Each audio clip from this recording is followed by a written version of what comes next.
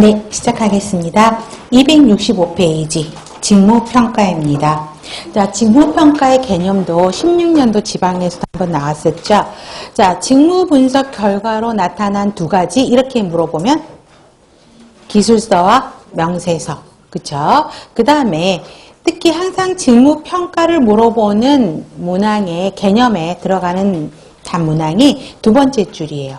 특정 일반 직무가 아닌 특정 동그라미 직무가 가진 상대적 동그라미 절대적 가치가 아닌 서로 비교해서 하는 상대적 가치를 측정하는 것. 그래서 특정 직무가 지닌 상대적 가치를 측정하는 것. 이게 핵심 문항입니다. 이게 직무 평가고요. 두 번째 줄에서도 뭐 중요성, 곤란도, 뭐 위험도 이런 것들을 따져서 두 번째 줄 직무 간의 상대적인 가치를 결정하는 것. 이게 직무 평가입니다.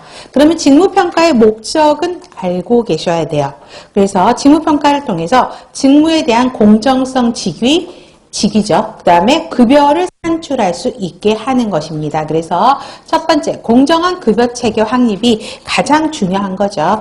그 다음에 특히 네 번째, 임금의 공정성 확보요. 다섯 번째, 인력 확보, 인력 배치의 객관성을 높일 수 있다라는 것입니다. 자, 방법에는요, 네 가지가 있습니다. 서열법, 직무분류법, 요소비교법, 점수법이 있는데요. 이 네 가지를 비교하는 문제가 제법 많이 나옵니다. 그러면 자 서열법, 자 이거는 여러분들 유인물 드렸었죠. 인사파트 유인물 참고 보시면 먼저 서열법의 그림을 한번 봐보세요. 서열을 순서대로 정하는 게 서열법이에요. 그러면 간호부를 보면 본부장이 있고 과장, 수간호사, 차주널스, 간호사, AM 이렇게 나눠지는 서열을 정하는 방법, 이게 서열법입니다. 그래서 그림 보시라고 일부러 유인물 드린 거고요. 자, 가장 오래되고 전통적인 방법이다. 간단하고 신속하게 할 수 있어요. 최상위부터 최하위까지 비교해서 순서대로 계층화 시키는 거죠. 그래서 이거를 이 서열별로 평가를 하려고 그러면 이 해당하는 업무를 다 알고 있어야 되는 거죠. 그림에서처럼 본부장이 해야 될 일, 과장이 해야 될 일, 수간호사가 해야 될 일, 이런 것들 다 알고 있는 사람이 이거를 갖고 평가를 할 때는 훨씬 더 정확한 직무평가가 된다라는 것입니다. 그래서 장점은 어때요? 사용하기 편하죠. 그다음에 등급을 신속하게 매길 수 있어요. 단점은 직무에 대한 판단 기준, 어떤 형태로 이걸 판단하겠다는 기준이 만들어져 있지 않고요. 어떤 과정에서 이 등급이 이루어졌는지도 알 수가 없고요. 그 다음에 이 등급이 지금 그림에서는 5등급, 6등급밖에 없잖아요. 만약에 59번 100개 등급이면 그쵸? 서열 매기는 것도 굉장히 어렵다라는 것입니다. 이게 이제 19년도 6월달 지방문제에서 나왔었죠. 자, 직무분류법은요. 자, 똑같은 그 유인물 잠깐 보세요. 똑같은 일은 같이 하는 사람들은 직위가 달라도 일 자체가 같으면 같은 등급으로 묶어버리는 거. 이게 직무분류법이에요.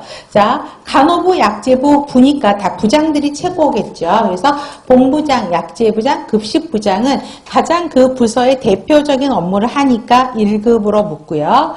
그 다음에 팀장들이 있겠죠. 그 다음에 이 팀장, 뭐 차장, 그래도 그 사람들이 하는 역할은 최고 관리자 바로 밑에 있는 사람들 역할이니까 2급이죠. 그럼 3급을 봐보세요. 수간호사 직이 틀리고 약국장, 영양계장 이름들이 다 틀리잖아요. 영양계정이랑 약국장, 수간호사 하는 일이 다 달라요. 근데 각 부서에서는 그 세 사람이 하는 역할이 동일한 업무들을 하고 있다는 거죠. 예를 들어서 약국장은 병동에서 수간호사가 하는 업무를 약국장은 약국장에서 하고 있는 거고, 영양과에서 영양계장은 수간호사가 하는 일반적인 일무들 영양계장이라는 직위에서 이걸 하죠. 그래서 직위는 다 달라도 하는 일이 똑같기 때문에 여기는 어떻게 되어 있어요? 3급으로 묶는다는 거죠.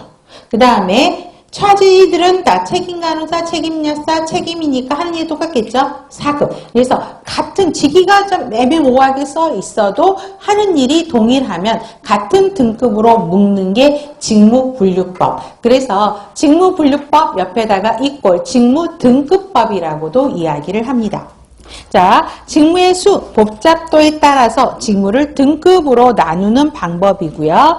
자, 니은이 시험 문제 많이 나오죠. 일단 막 분석을 해요. 확인한 다음에 같거나 유사한 업무, 비슷한 업무들은 사전에 만들어 놓는 등급에 같은 등급으로 묶어버리는 것이죠.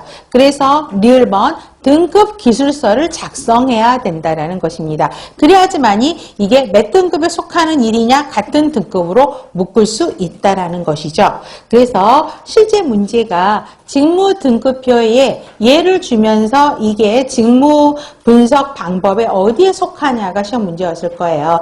그래서 이게 18년도 지방 문제에서 나왔었죠. 그래서 1등급이냐, 그래서 6등급까지 나눴잖아요. 그래서 뭐 1등급은 굉장히 고차원적인 일인 거고요. 6등급으로 분류된 거는 저차원의 일에 해당하는 방법이겠죠. 그래서 이렇게 해서 이렇게 하는 일들이 무엇이냐를 해서 같은 업무는 같은 등급으로 묶는 게 직무분류법이요. 장점은 직무 간의 차이를 구체적으로 서술해 놨죠. 그렇기 때문에 직이라든가 급료 문제를 쉽게 납득할 수 있습니다. 단점은요, 같은 직무도 분석자가 서로 다른 성향을 갖고 있습니다.